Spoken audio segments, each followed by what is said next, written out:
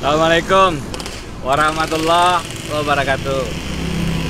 Seperti dilihat, Ulun sedang ada di Barabai, ibu kota Hulu Sungai Tengah.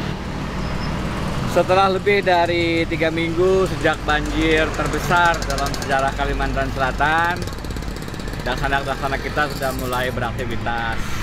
Meskipun dalam suasana yang masih tentu diliputi kesedihan dan keprihatinan. Dan Ulun sekarang datang lagi, kebetulan juga ada silaturahmi dengan guru bait dan beberapa rekan di Barabai. Banyak yang menanyakan tentang bagaimana perkembangan pemilihan gubernur. Seperti sudah berkali-kali saya sampaikan, sudah ada proses di Mahkamah Konstitusi dan sekarang sidang-sidang telah dilaksanakan. Terakhir ada jawaban dari KPU Kalsel, Bawaslu Kalsel, dan juga dari pasangan calon nomor 1. KPU Kalsel menjawab meskipun tidak secara utuh. Mereka menghindar menjawab tentang kecurangan-kecurangan makul, kecurangan-kecurangan terkait penyalahgunaan kewenangan yang dilakukan Gubernur Petahana Syahbiri Nur. Hanya fokus di masalah suara yang juga kita tahu dan kami akan buktikan bahwa juga banyak sekali suara-suara yang diatur. Pada saatnya kita akan buktikan. Bawaslu keterangannya seperti telah disampaikan di hadapan sidang, majelis hakim juga mempertanyakan karena jawaban-jawaban dan keterangannya diberikan secara tidak profesional. Sayangnya ketidakprofesionalan Bawaslu itu tidak dicatat oleh KPU. KPU hanya mengatakan sudah dilaksanakan sesuai dengan aturan-aturan. Padahal kita semua tahu sidang DKPP yang dipimpin oleh Profesor Muhammad itu sudah jelas menunjukkan bahwa Bawaslu pada saat memeriksa laporan-laporan yang kami sampaikan, kajiannya tidak dibaca, analisis dan kesimpulannya tidak sinkron. Analisisnya mengatakan ada pelanggaran, kesimpulannya pun mengatakan ada pelanggaran, tetapi rekomendasinya dikatakan tidak dibatalkan. Ini kajiannya tidak nyambung nih. Kalau kajiannya seperti ini, ya, itu yang dimaksud tadi pengadu. Dan sedikit dari saksi kedua, Anda di bagian kajian atas itu mengatakan terpenuhi unsur, kesimpulannya tidak memenuhi unsur.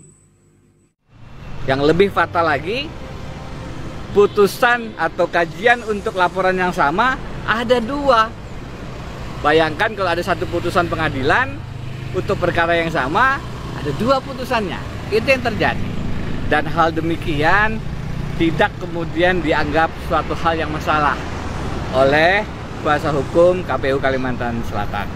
Bagaimana dengan pasangan calon nomor 1? Buka saja videonya. Bagaimana hakim mengatakan, ini keterangan saja harusnya, bukan kemudian mengatakan hal-hal yang sudah menjadi porsi dari termohon. Apa itu termohon? KPU Kalimantan Selatan. Nah, sebenarnya kalau mau fair dan sportif, dia menjelaskan saja bagaimana proses pemilihan yang terjadi di sana itu. Tidak perlu harus mengajukan eksepsi, bukan kewenangan, itu sebenarnya bukan porsinya pihak terkait sebenarnya. Hari ini saya di Barabai, kembali saya mendapatkan banyak informasi. Di Barabai, Hulu Sungai Tengah, kita menang. Pasangan calon Denny Diffri memenangkan suara. Banyak yang menanyakan kenapa kemudian tetap minta pengulangan. Karena suara tidak sahnya sangat besar. Suara tidak sah pasangan Bupati 5 pasang itu hanya 8 ribuan. Pasangan calon gubernur hanya ada 21.000 suara tidak sah. Suara tidak sah ini luar biasa. Secara provinsi lebih dari 144.000 suara tidak sah. Ini satu hal yang di luar kewajaran. Karena itu untuk Daksana Hulu Sungai Tengah kita akan membongkar. Kita sudah mendapatkan datanya, kita sudah mendapatkan informasinya, kita sudah mendapatkan orang-orang yang mengatakan ada sesuatu memang di balik angka suara tidak sah itu. Apa sesuatu itu? Apa buktinya? Siapa saksinya? Di Kabupaten Banjar, di Hulu Sungai Tengah, di Kabupaten Batola, di Binuang Tapin, di Banjarmasin Selatan. 5 wilayah yang kami minta diadakan pemungutan suara ulang. Tunggu tanggal mainnya. Yang pasti, yang pertama kita mintakan adalah pasangan calon nomor 1 memang dibatalkan karena berbagai kecurangan yang sudah jelas, sudah nyata. Kalau dikatakan Bawaslu tidak ada, silakan tonton videonya. Bagaimana kinerja Bawaslu yang memang kajiannya ternyata antara analisis dan kesimpulan tidak sejalan. Apakah ini kajian yang saudara buat ini, yang saudara teken ini 101 halaman ini dibaca oleh 4 anggota lain sebelum saudara tanda tangan? Jawab jujur. Iya, Yang Mulia. Jadi waktu itu kami melakukan ekspos proses penanganan. Lalu kemudian saya tidak tanya ini hasil kajian ini. Saya tanya masing-masing ya, dijawab. Saudara teradu 1, apakah Anda membaca ini kajian dari Koordinator Penanganan Pelanggaran? Jawab jujur. Kalau saudara ketahuan tidak jujur, saya bisa pecat saudara. Apa saudara baca ini kajian dari Koordinator Penanganan Pelanggaran yang dibuat tanggal 3 November? Pada saat tanggal 3 Yang Mulia saya belum baca. Tapi saat ini sudah baca. Baru aja Anda baca. Jujur saja. Ini sidang peradilan etik ini, bukan peradilan hukum. Jadi saya minta kejujuran saudara. Teradu 1, jawab pertanyaan saya. Apakah Anda baca sebelumnya ini kajian dari Koordinator Penanganan Pelanggaran? Sebelum sidang ini beberapa ada tanggal berapa kemarin saya sudah baca. Jawaban kan saudara tidak jelas itu. Tegas saja.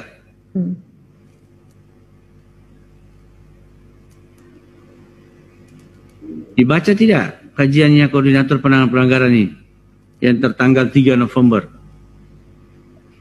Saat ini iya. Sebelumnya? Belum. Belum. Teradu 2?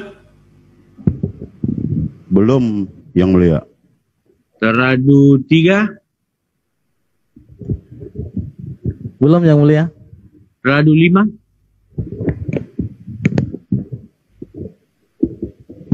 Belum, Yang Mulia. Nah, saudara, kemudian apa dasar saudara pleno kalau saudara tidak baca ini kajian? Itu bentuk profesionalitas yang patut dipertanyakan, dan pertanyaannya, ada apa di balik ketidakprofesionalan itu? Kita tetap harus fokus pada persoalan-persoalan penanganan bencana alam, banjir kita. Barabai adalah satu contoh, Hulu Sungai Tengah, bagaimana kerusakan alam akibat investasi yang serampangan bisa menghadirkan bencana. Mari sama-sama kita jaga investasi yang ramah lingkungan. Artinya investasi yang tidak dilakukan dengan cara-cara koruptif. Cara koruptif diawali dengan pemilihan kepala daerah yang penuh syarat dengan politik uang. Begitu calon kepala daerah menghalalkan politik uang dengan segala caranya, maka pada gilirannya modal politiknya akan membengkak. Itulah yang menghadirkan praktek-praktek korupsi, termasuk menjual izin, menjual lisensi tambang, menjual lahan perkebunan, dan segala macam investasi yang sifatnya akhirnya koruptif. Demi Bandunga yang lebih baik, demi alam yang lebih sejahtera, demi kita semua yang terhindar dari kemungkaran, dari kezaliman, selamatkan Bandunga kita. Ulun Haji Deni. Assalamualaikum warahmatullahi wabarakatuh.